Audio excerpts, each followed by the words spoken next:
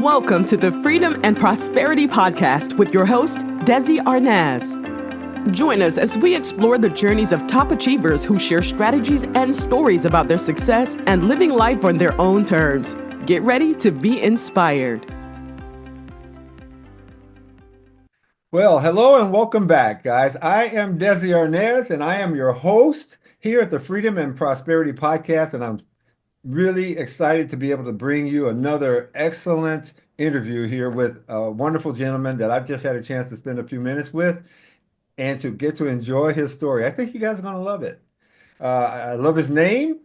I love what he does. I think that his story, his backstory, which hopefully he'll share with you guys, will be an inspiration for you guys. So I want to introduce you guys to a gentleman that is the president of Maquila Properties here in San Diego, and I guess in another country too, right? Mexico too, perhaps? Right next door. Right next door, yeah. His name, I'm going to just say JP de Curvor, okay? JP de Curvor, but I know that JP stands for something. So what is that? Why don't you share that with us? It's a very common name in France, where I lived till I was 7. What is it again?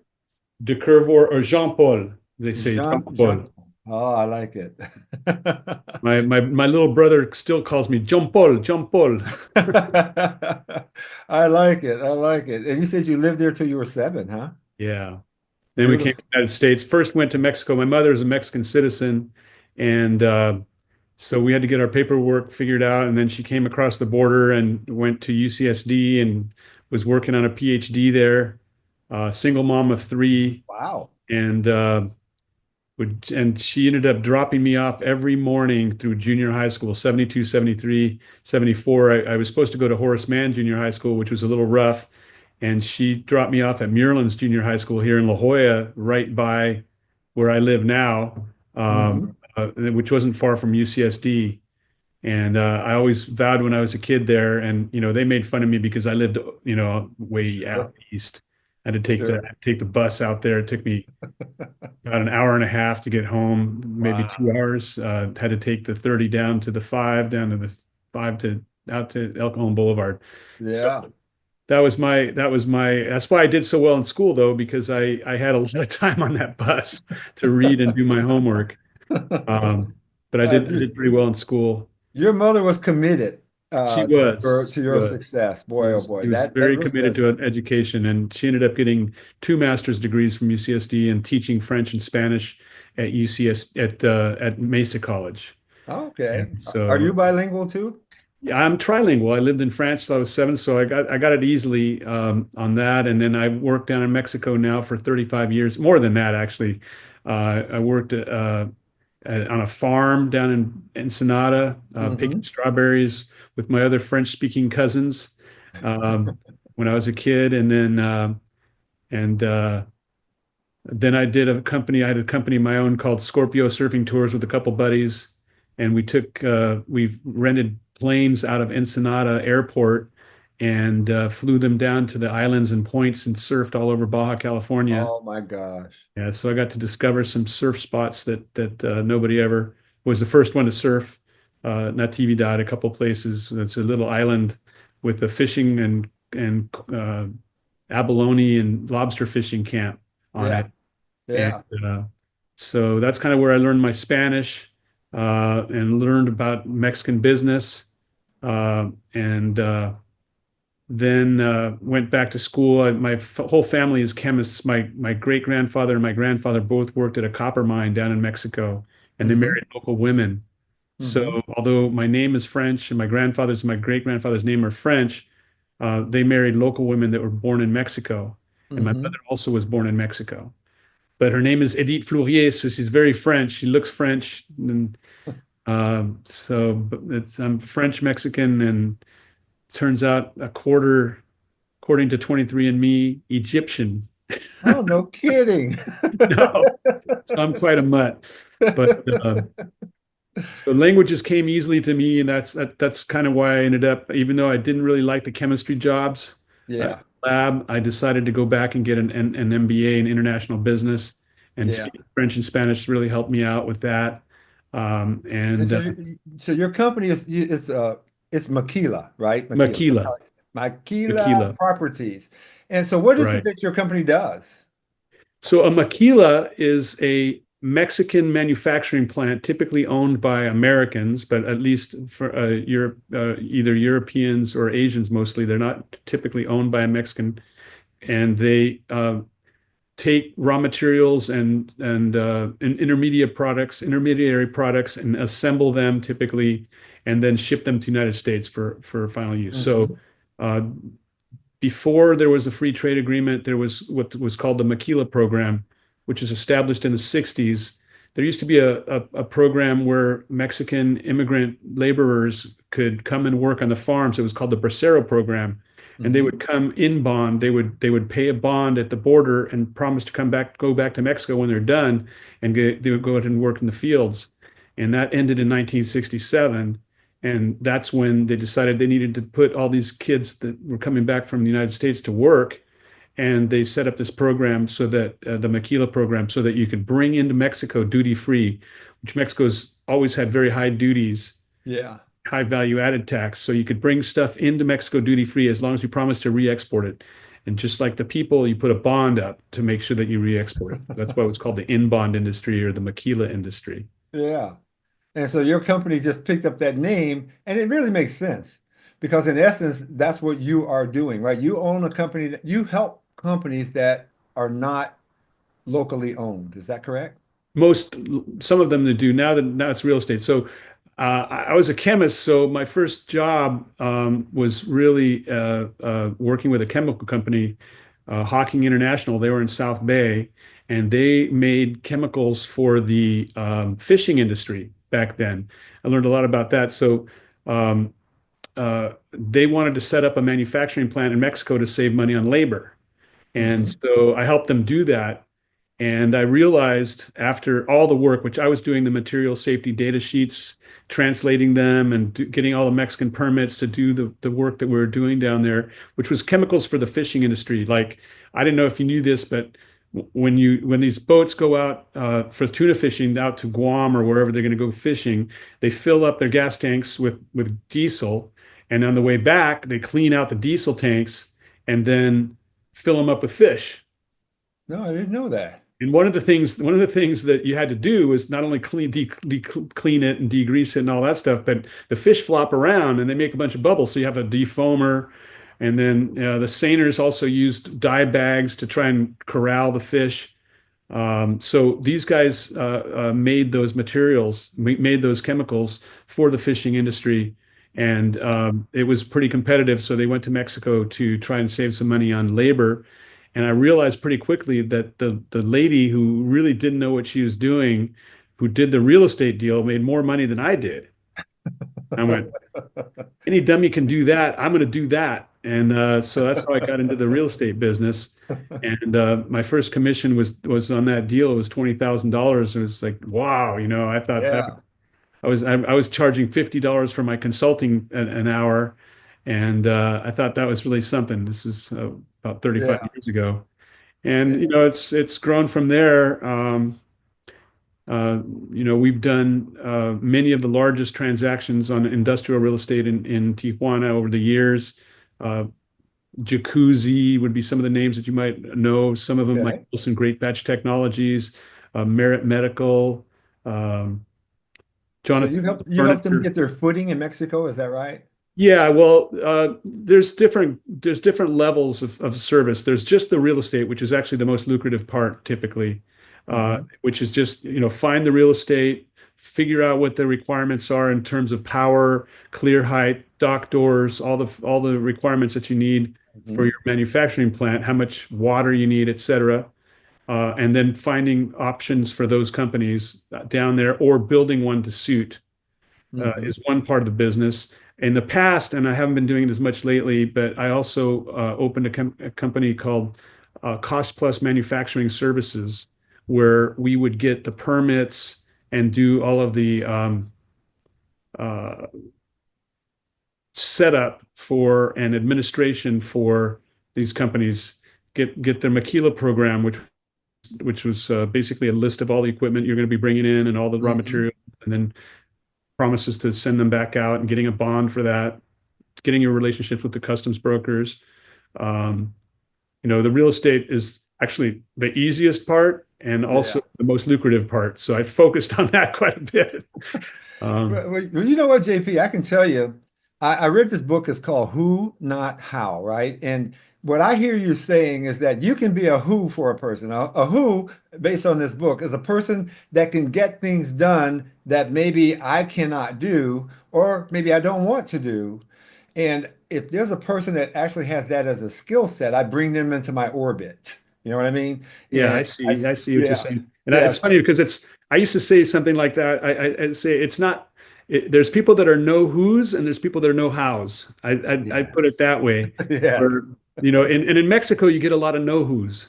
Oh, Oh, I know the governor and I know this guy, I know uh-huh. that guy. And, you really need me because, I'm the governor's friend. And so the Yeah, problem with that know who guy is that if things go wrong and you aren't friends anymore, then first of all that cuts that relationship off. But it also you're behooving to them. You have to yeah, so it's better to have the know-how, I think, than it is the know yeah, who. Although know who also helps.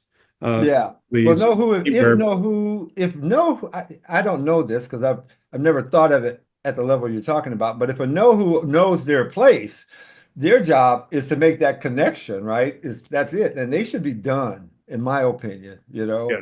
They shouldn't be lingering in there because now we're with the know-how person. Right, right. Yeah, So I think that's what I've done. I've done very well in what they call the middle market, where I'm dealing directly with the president or the decision maker, and I can answer questions directly. And with my 35 years of experience, my billions of dollars in transactions done, where I can hmm. answer the questions immediately. I'm kind of the know-how guy, Nice. and Yeah. it's well, it's been pretty lucrative. I got to live in ever since I went to school in junior high school in Muirlands Junior High School, I wanted to live in La Jolla. So I got Yeah. my wish that way. And Yeah. um, here with my wife, my beautiful wife of 35 years, Linda. And Congratulations. yeah, thank you very much. I'm surprised and proud of myself. You're surprised that she stuck with you, huh? Yeah, she's a beautiful woman, and so I'm a very lucky man. Yeah, yeah. I hit my 35th anniversary this June as well. So, All right, yeah, congratulations. thank you. That's It is a awesome. good thing. And It is. It she's my is. best friend too. Yeah, yeah. My wife's my surf buddy. We met in a surfing competition at Black's Beach. Oh yeah. Yeah, she was at the UCSD surf team, and I was on the SDSU surf team. Oh, okay. Yeah, So you surfing has been a big part of your life, huh? big part of my life. I was actually the Mexican national surfing champion in the Kahuna division, the 45 to 50-year-olds No in kidding. 2008, and competed in the World Masters Championships in Peru, Oh, dude, you and I can got surf. seventh in the world. And I've done a lot of surfing and traveled all over the world. It's been a great part of my life, and it's Yeah. opened up a lot of avenues for me. I'm very Yeah. fortunate. Yeah, you can surf. You're taking competitions like that. That's fantastic. I've You. never even been on a surfboard. Well, I'll take you out. I've taught some people.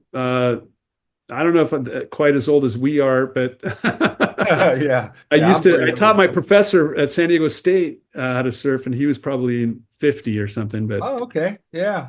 I remember those days being 50.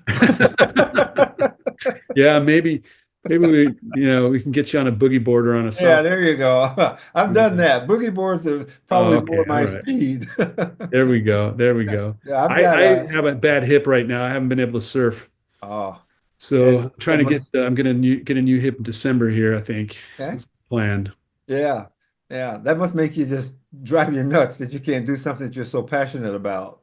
I love it, but I've also been lucky enough to, even with my bad hip, being able to snowboard, which has been a good substitute. And we Oh, got a place in Utah, so we've been going up there quite a bit, and it's yeah. been taking the place of my surfing. Yeah. Well, I'd like to go back a little bit. You had mentioned Okay. too that you were raised on the southeast side of San Diego. right? Yeah, 63rd and El Cajon Boulevard, Choctaw Drive is I know where I exactly where grew up. that is. Went to Okay. Crawford, went to Crawford. Didn't go to Muirlands because my mom took me I mean, I didn't go to Horace Mann because my mom took me to Muirlands every morning Yeah, at she those made the 3 years. trip.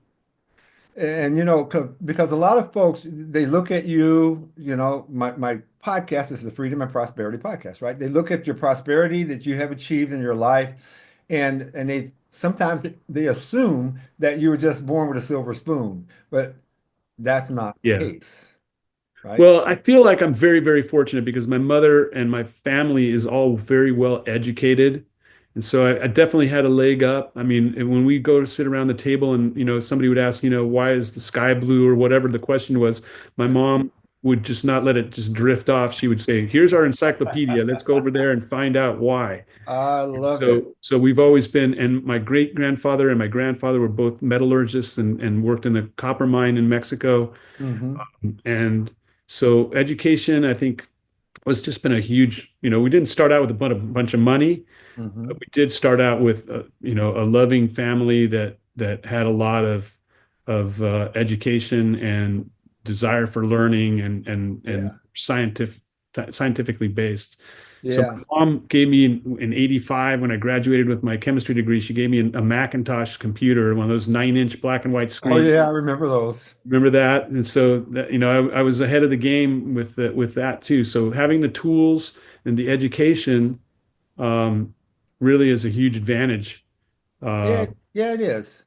so But you don't need them, but they do help, right? they do help. They do help. Yeah. And my background is, like kind of like yours in that I mean, I'm doing very well now, but I wasn't always that way. And I came from a neighborhood where that was really tough on the south side of Chicago, right? Wow. Yeah, I know. It was really Yeah. tough. And my mom was a single mom, and we were dirt poor, really.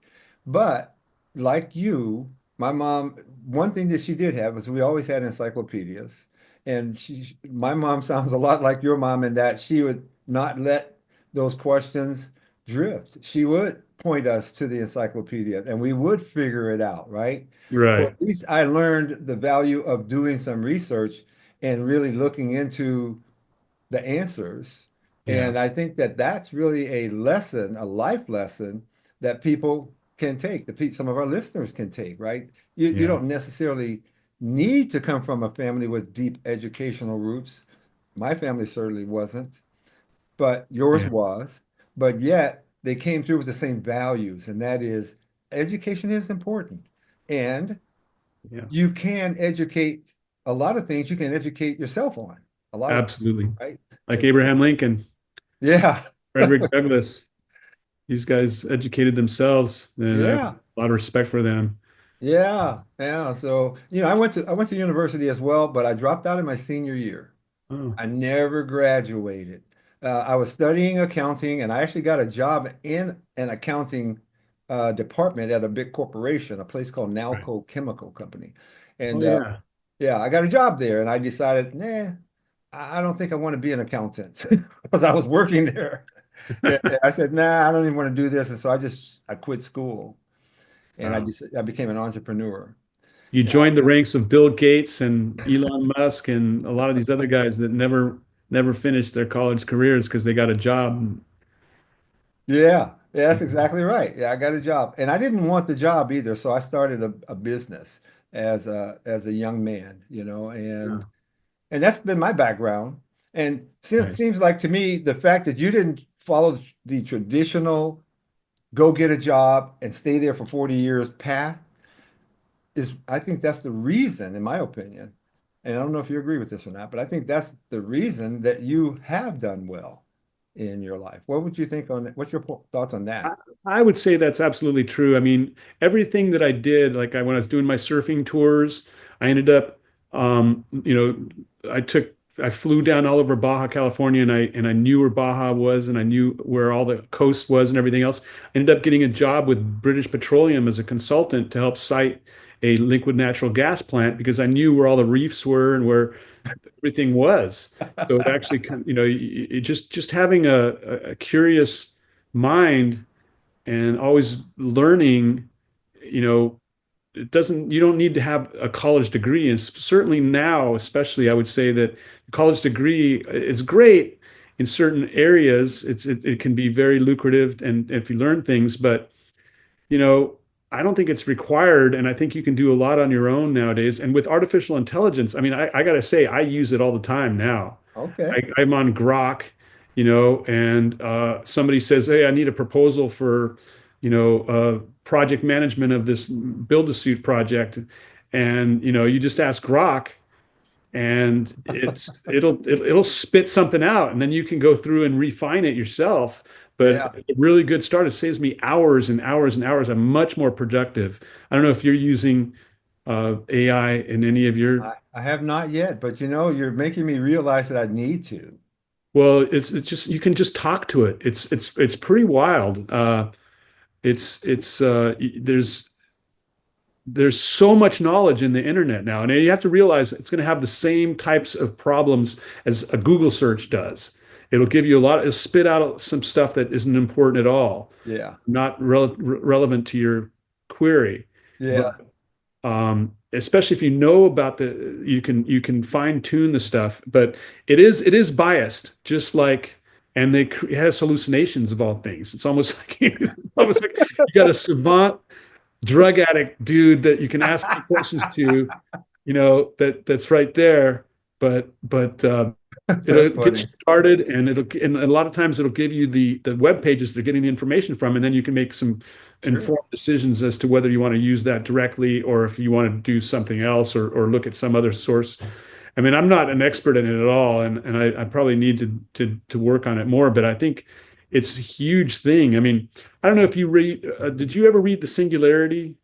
No, I have not. So that's Ray Kurzweil. And it was written, I want to say in the 60s. It's been a long time since I read it. And I think I read it probably in the 70s. But basically, he draws out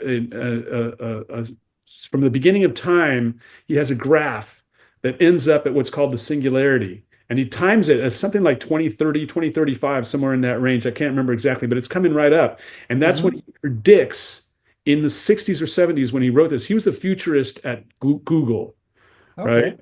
So he predicted that artificial intelligence will become super intelligence at this point, that nanotechnology, chemistry, material science, robotics, all of these different sciences and specializations at that point would be able to take the human consciousness to the next level.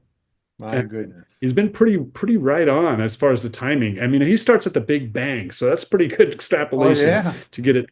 Yeah, it's Wow, dude, that's crazy. an I interesting just wrote read. that I haven't down. read it in a while, but it's really was one of those books that really struck me as being something else. But it's amazing, and the guy is like now he's like a age defying scientist of some kind. I guess whatever you call that, a gerontologist, I guess. Hmm. And and he looks pretty young. He's got to be in his 80s, and he Hmm. takes like 150 things. He wrote a book on that too, on longevity, and I took some advice from him. It hasn't really worked out. His skin's a lot better looking than mine. He's in his 80s. Maybe he's more disciplined at it, right? That might be it too. Plus, I had a lot of time in the sun surfing. So That's anyway, great. I wrote that down and I'm going to find that book and then I'll read his other works as well. all Uh, right. one of the things that I was going to ask you actually, as we wind this down today, is I was going to ask you, are there any books that you would recommend to people that are kind of out there and just trying to find their The way? singularity is a classic. I think that I might look at that who not how thing from that you wrote that. That looks good too. It is. I'm reading a book right now by David Deutsch called The Beginning of Infinity. And I've just started it. I'm only like 90 pages into it, but it's interesting. It talks about fallibility and science and progress. And basically, the idea is that something like the Enlightenment that happened after the Middle Ages in Europe, Mhm. could that be the beginning of infinity? Meaning that could that scientific method be extrapolated to the point where we get to learn everything that we need to know about the universe? Or is it going to end sometime? Is it the beginning of infinity? That's kind of the Yeah. question that it talks Yeah. about. and it's talks about fallibilism, and it's kind of philosophical at this point, but I think it's going to get a little more mathematical in the later on. But Yeah. um, Well, that's an interesting idea, an interesting read, I'll bet you, just because who knows, right? So we have this theory that he's put out there, and when you said it's going to get mathematical, I'm thinking, how does that even happen? Because to me, it's all theoretical, right? Who it's a knows? mind experiment. Yeah. Very, very Yeah, interesting. So yeah. 35 years of marriage. You guys have any kids? We have I have three. My wife and I have two. Um, Nice. and yeah, I've got a 36-year-old who's a great kid. He's an in and out manager, makes good money. Nice. Um, he's been in that business for quite a while now. I've got my second kid's a accomplished guitarist, musician, Hmm. lives in LA, moved when he was 17 and never looked back, and been Wow. supporting himself with music ever since. He does studio work, teaches, has a couple bands, projects they call them. Yeah. So I'm very proud of Alec. And then also my daughter, she's 30, lives in a big island, and she's does rural medicine. She's a PA at the Waimea Hospital Hmm. emergency room, uh, Okay. and then teaches at Northwestern University's Kona clinical program there for PAs. Yeah. I'm very proud of my kids. I got a lot of them. I got no grandkids though. Oh Still man, waiting on that. they'll come. They'll Yeah, come. I'm hoping. We got so I'm many hoping. kids. Those How many do you grandkids. have? I have four children and 11 grandchildren, I believe it is now. I have to keep You count are sometimes. blessed, my friend. I know. That is awesome. I know. And I Wow. created a family trust for all of them Hmm. 3.5 years ago. And it has really been an amazing instrument to bring my family closer together. I didn't anticipate it, but I found this attorney that creates something called a dynasty trust. That's a trust that lasts for 360 years, right? And it can be created in California because California doesn't allow dynastic trust in their law. So Huh. I had to go to Tennessee to have the trust developed. But boy, oh boy, that's a story for another day. But I'm telling you, it made such a difference. It's brought my family closer together. It's Wow. and the way that we've structured it has been it's wonderful. And I know that the way that we've got it, the way that the attorney developed it out for us, is going to last 360 years. It'll last the whole Wow. time. And each generation gets more and more wealthy financially um, on autopilot. On autopilot. Sounds awesome. I'll have to look into that. Yeah. Maybe I'll call you up sometime and pick your Yeah, mind on that. it's pretty incredible. I'm so happy that I did it. I feel like that's one of the best things that I've done, besides, of course, having the children. Yeah, You exactly. know what I Good mean? job on that.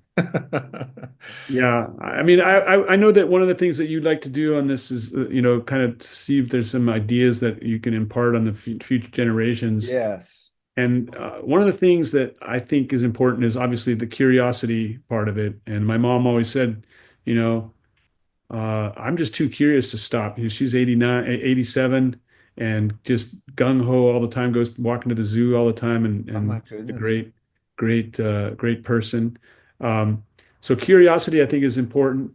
I also think recognizing where there's gradients and where there's opportunities, for financial gain, where there's gradients. Like for me, the gradient that I saw that was a huge opportunity was, and speaking Spanish really helped. Uh, Hmm. is there's a country here where the GDP per capita is something like $86,000 per person, and in Mexico it's about $22,000 per person. Yeah. In Luxembourg it's $125,000 per person, and second is Ireland, which I it's kind of mind blowing. Yeah. It's over $100,000 per person in Ireland. Wow. Who'd have thunk? Uh, but so they're the second richest country in by per capita GDP in the world. It's amazing. In the United Wow. States, it's like 6 or 7 or 8 or something. It's down there, but it's still almost 4 times as much as Mexico. So we have Hmm. people down here who have maybe a little bit different, I would say not as good system of governance as we have up here. They're much more paternalistic and controlled by the government Yes. than we are here. Yes. They have people say, well, we need minimum wages. I said, well, they have 150 minimum wages in Mexico, and that doesn't seem to make them rich. You know, Yeah. they have a different minimum wage for every region and a different minimum wage for every classification of worker. Oh, So brother. janitor gets X amount and this and they've got minimums for all that. Now in Tijuana, nobody pays minimum wage. They always pay at least 2 or 3 times what the minimum wage is because there's so much inflation they can't keep up. Yeah. But so I think that looking at a place where there's an opportunity to gap, between the Mexican people and the American people, and some people call it exploitation. I think it's giving opportunity to, it's like people accuse me of being exploitative because, I'm helping people set up manufacturing overseas. And it's like, well, what about the people that work in Mexico and don't have another job? We're offering, these big companies offering them a job, they can learn, Sure. move up the scale, Sure. and then spend money on American products. And having good neighbors and free trade is actually very important. And I think It's good for both countries. bad thing. I'm Yeah. sorry. It's good for both countries. I think so too. I Yeah. think so too.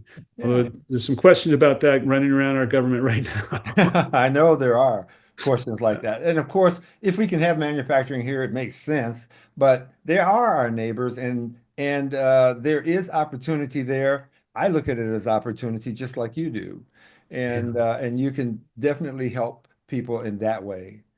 So this has been very, very enlightening and enjoyable. I do appreciate you taking some time today to kind of share your thoughts today and to share your story, which I think is incredible. It's wonderful and it's inspiring. So thank you very Thank you. much, JP, for Thank you. sharing that.